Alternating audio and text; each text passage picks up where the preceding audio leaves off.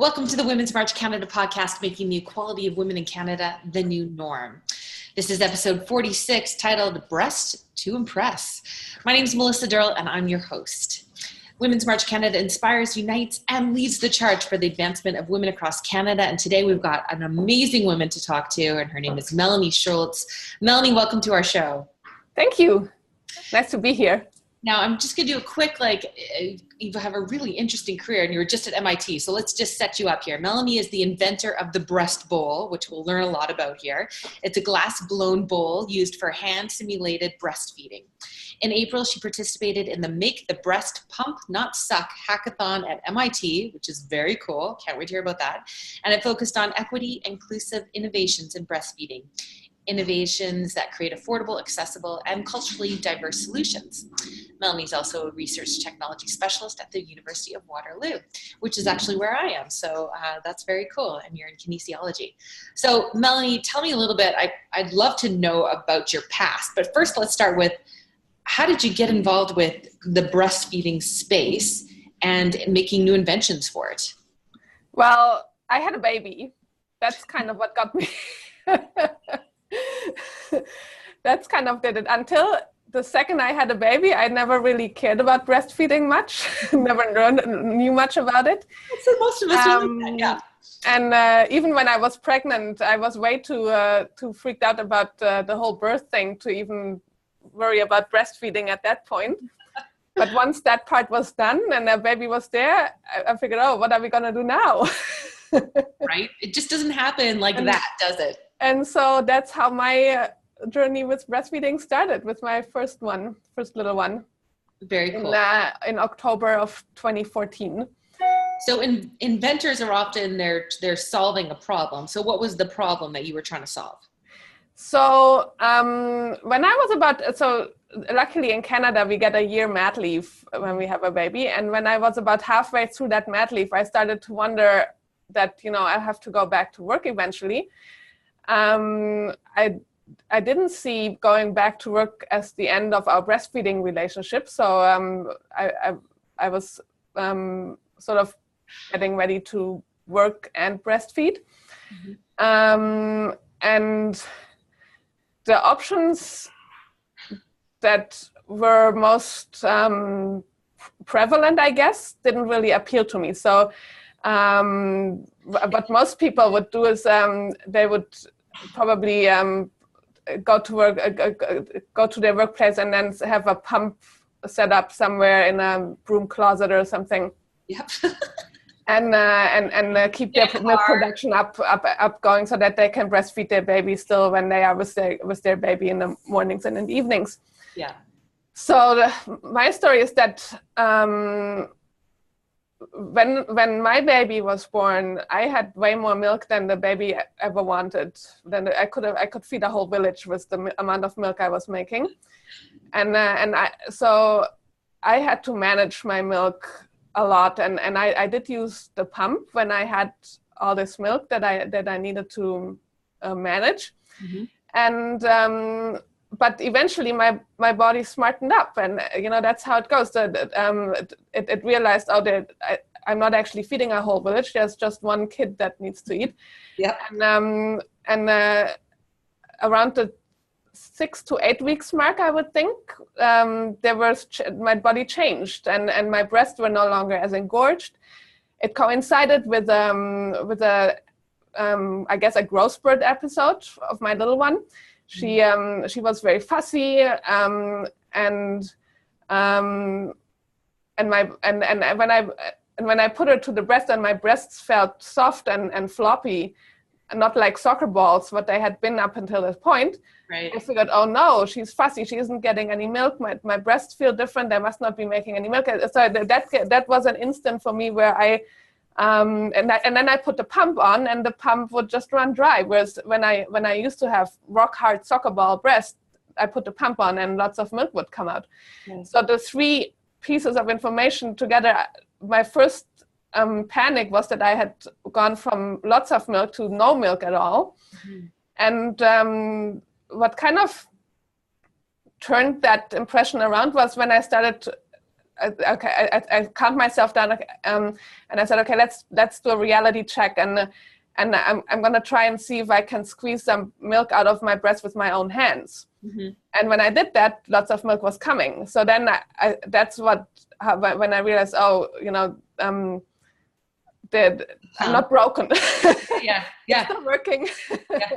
That my baby is still getting food, and so from that moment on, I sort of didn't have much success with the pump, because it seemed to me like the pump was designed for engorged breasts, not for well-established breasts that know what they're doing.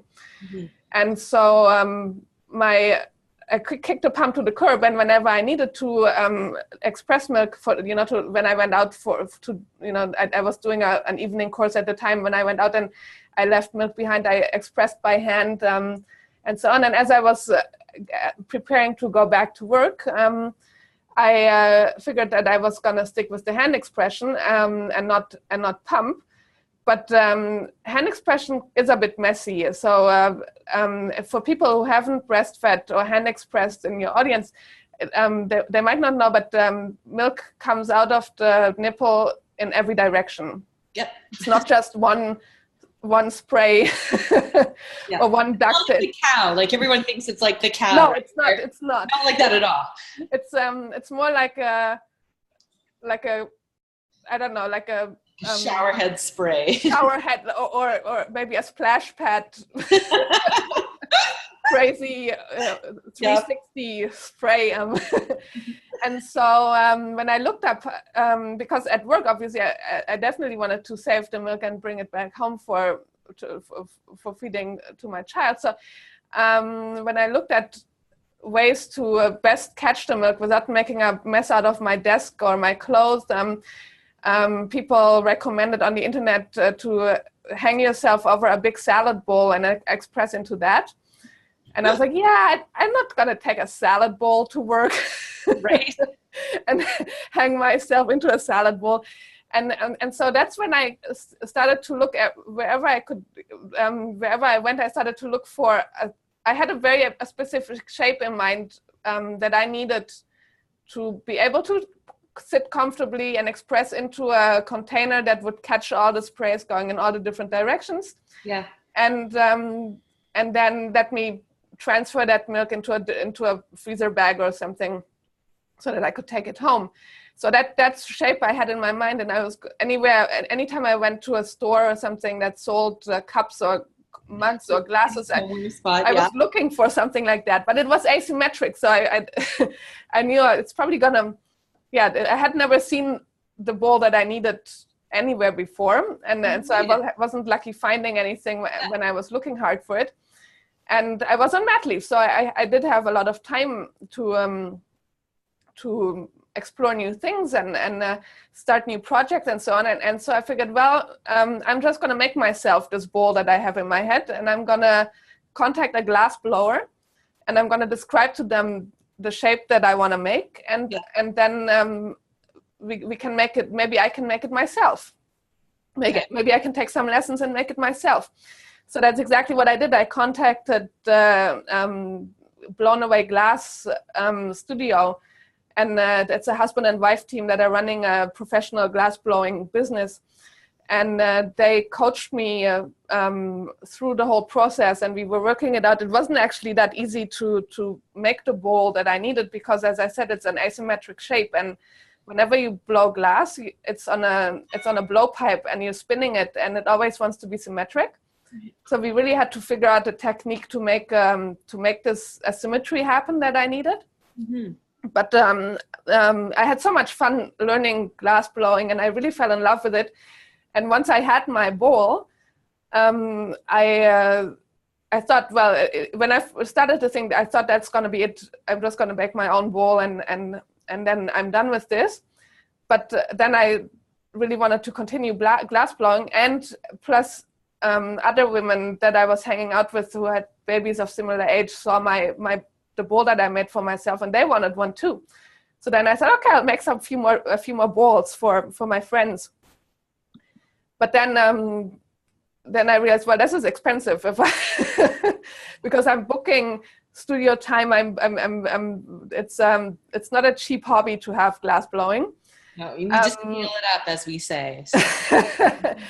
And so then I decided, okay, why don't I offer my making these bowls and sell them to people who want them.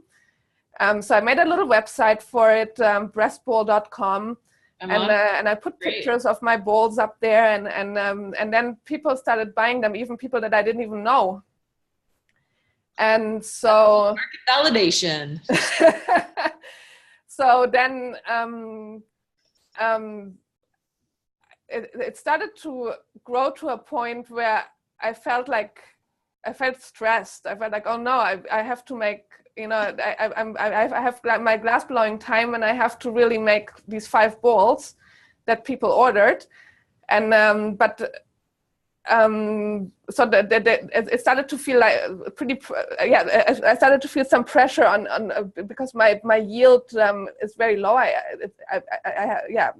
not a professional glass blower. For every bowl that I successfully made, I might lose 2 or 3 in the process that break while I'm trying to make them. So cranking them out at high volume wasn't going to happen. And so when I had a second baby, in November of 2016, I had another mat leave, and I kind of dedicated that mat leave to exploring a different material. Now, I should say the reason why I chose glass for the initial breast bowl was because it's very easy to clean, and it's non-toxic, so the milk that's going in there is safe, and it doesn't get contaminated. For sure. But by that time I realized, okay, I have a bit of a yield issue. Mm-hmm. So around the second mat leave, I then explored the idea of making breast bowls out of silicone, which is also a very inert material that is used for a lot of food grade kitchenwares and stuff like that, mm-hmm.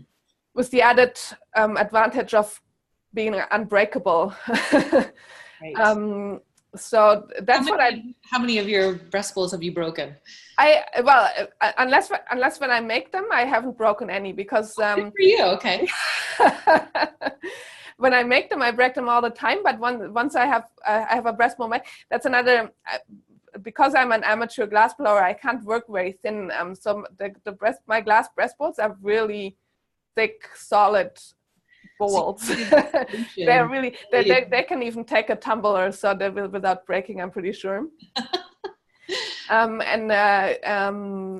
so then solution really. So then I transitioned for the second mat leave. I was able to transition to in addition to the glass bowl to offer a silicone bowl. So while I was sitting on the couch breastfeeding my second baby, I learned how to do 3D CAD design. I did online courses for that, and I figured out a lot of details of silicone manufacturing, and hooked up with a manufacturer that would prototype the idea for me. Yeah. And so it was very exciting. So now when you go to the website breastbowl.com, you'll find both the glass and the silicone options, and there's even someone who joined me. So along the way, Helen from Ireland, we got in touch through social media, and she's a professional glass blower and a breastfeeding consultant, or a breastfeeding counselor, I should say, in Ireland. And so she's now making breast bowls in addition to some other amazing glass sculptures that she came up with, which are encasing women's breast milk in a glass sculpture. Oh, how cool. So custom pieces. Yeah. And if you want to take a look at this, it's breastbowl.com. Yes, that's our website. And you're selling on Amazon as well, I see, which is fantastic. Yes, yeah. And the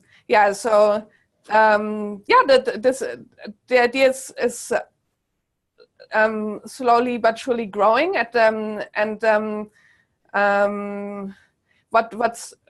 I find very interesting, I guess, of this whole experience is that when I first learned hand expression, it was my doula who showed it to me when I was pregnant still. So it was in the final weeks of pregnancy. She showed me, how to express milk with my own hands.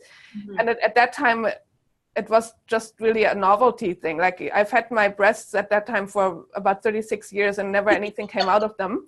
Right. And now I was kind of squeezing and working them for a while, and all of a sudden a drop came out.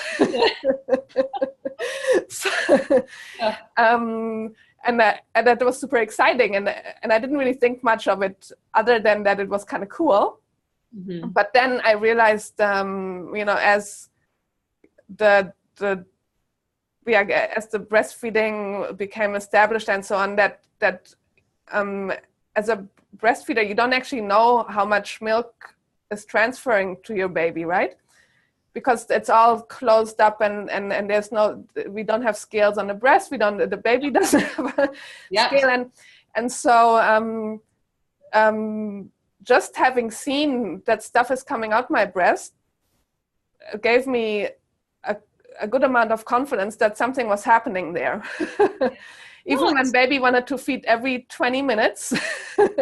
Right. Where you think like, is she getting anything? I don't know. but having seen that drop come out was very important for my confidence in the fact that something is transferring. Yeah.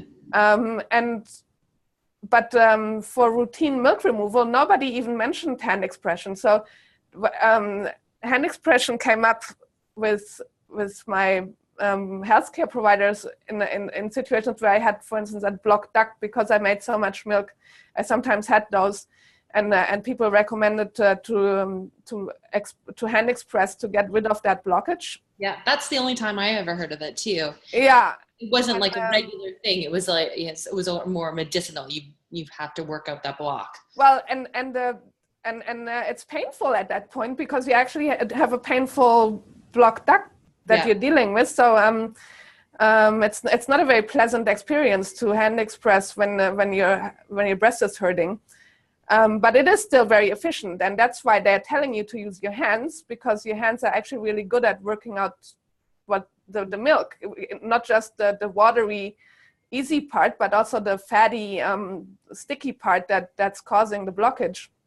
So, it's interesting too, though, like you have your hands everywhere you go, right? Like, a while ago, but you carry around this contraption and you're always trying to make sure that it's been properly sterilized, right? Because it's your baby. And, but you think about it, you've really simplified this task because it's, carrying around this whole contraption, I think it was like 5-6 pieces and all that kind of jazz. And I love that idea when you started your story today about how you'd be in a broom closet, right? I totally remember being in a car doing it in between a break, all, like, you can talk to breastfeeding moms and all the unique places they find themselves in, breastfeeding or just extracting milk while they're at work. So I mean, that's a story in itself. But you're right. Like your hands are always there. You can use them. So and in terms of physiology, it makes a lot of sense too, because like breast milk is, just like any other excretion from our bodies, it doesn't just flow out of it.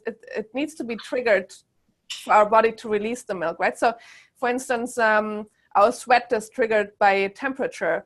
Our tears are triggered by emotions. And our breast milk is actually triggered by a hormone oxytocin, which is kind of, I guess they call it the love hormone. So whenever you feel a very pleasant, very lovey, then that's something that triggers the release of breast milk. And if there wasn't a trigger, so there's actually little sphincter muscles in our breast ducts that are closed most of the time. If they weren't, we would just be leaking milk into our shirts all the time, right? Mm-hmm. And so you need to give the body the signal to open up those muscles and to let the milk out. And a pump doesn't give that physiological message to your body, whereas your hands do, because the hands are connected to the same brain that is managing the same body. So once you touch your breast and kind of warm it up a little bit before you express, it's so much easier because you're actually working with your body instead of trying, like I had this comparison that I use a lot, trying to pump without proper physiological stimulus is like trying to suck out tears of your eyes when you're not actually crying, right? It's easy when you're crying, but it's very hard and painful when you're not. Yeah. So I want to talk to you about MIT before we run out of time. Yeah. So, I mean, a hackathon of that caliber, it must have been an amazing experience. It was really phenomenal. It was an amazing event. I was so happy that I got a chance to go there, and it was actually the second edition of the event. So they had this event a few years prior, and now that this was the second round, because it's such a, and I'm so excited that MIT is taking out on this problem, because it really shows that MIT doesn't do things that aren't important, really. Like when they take on something, it's to make a big impact, and breastfeeding, I think, is a big impact, because that's also why World Health Organization cares about it a lot, is because it's the #1 public health measure, right? It's such an easy, accessible way to improve many major problems, like breastfeeding reduces the risk of obesity. Breastfeeding reduces infant mortality dramatically because of less risk of infections and diarrheas and all these things. Breastfeeding reduces breast cancer occurrence. Major, any major health care problem we are dealing with is somehow positively affected if we manage to breastfeed our children for the recommended 6 months exclusively, and then up to 2 years after that, in combination with solid food. So and very few of us manage to meet those guidelines in the Western countries. The world average of breastfeeding is 4 years, but I know in Canada and also in the States, the few people make it to 2 years. So it has a lot to do with the workforce, right? I mean, there's a lot of making milk. Some people call it a superpower, but it's a pretty high maintenance superpower. You really need to, if you don't use it, you lose it. And you can't, and yeah, you're right, in the workforce, we can't take our baby everywhere, so to manage our supply, and sometimes baby just, if it's a young baby might only want 2 boobs, or maybe baby wants 3 boobs, but they often don't want 2 boobs. So even with baby right there, you sometimes have to manage the supply and make sure that it's going the way you need it to go. It's such an important topic, and it's interesting because I think, like you said, most of us don't talk about it until we're in it. Yeah. Right. So it's great that MIT is having this conversation, because it's just showing now and as you've said, just what a global issue is and the importance of it. Yeah. What was your takeaway from that experience? Well, one of my big insights, I think, that I hadn't really thought about before, specific to the pumping experiences. They had a panel discussion on one of the first evenings where a woman described her journey, and she didn't explicitly state it, but the way she talked about it, she developed a sort of relationship to her pump that affected the relationship she had with her baby. So and she didn't like that part. She at the end of the story, she wished that she hadn't spent all that time pumping and so on, because then she wouldn't have compromised that relationship with her baby if she had maybe fed the baby with alternative ways. Yeah. But what it kind of made me realize is that the breastfeeding is really it's a very kind of emotional. One of the points of breastfeeding is to form attachment and bonding with your child. And if you breastfeed a machine, I think one of and I think that's what complicates the situation. But the body can do one of several things. The body can accept the machine and say, okay, this is now my baby, and I'm going to breastfeed this baby. Right. And then it's sort of an intruder into your breastfeeding relationship with your real child, with your human baby, because things happen similar to what this woman described. Other bodies might respond differently, and I think what my body did was it figured out, well, this is not a baby, I'm not going to feed this thing. Right. So my experience with pumping was hence such that my body wouldn't release milk for the machine baby, just for the real baby. And there's everything in between, right? But really thinking of the pump as an intruder into this relationship that is meant to be between mother and baby was something that I hadn't really thought of before. The other thing I think is the ability that we need the ability to respond to our body rather than make it do stuff in breastfeeding terms. Right. Pumping is often done on a scheduled routine where you try to pump when you have a break at work or something. Exactly. And so that also makes it hard, because a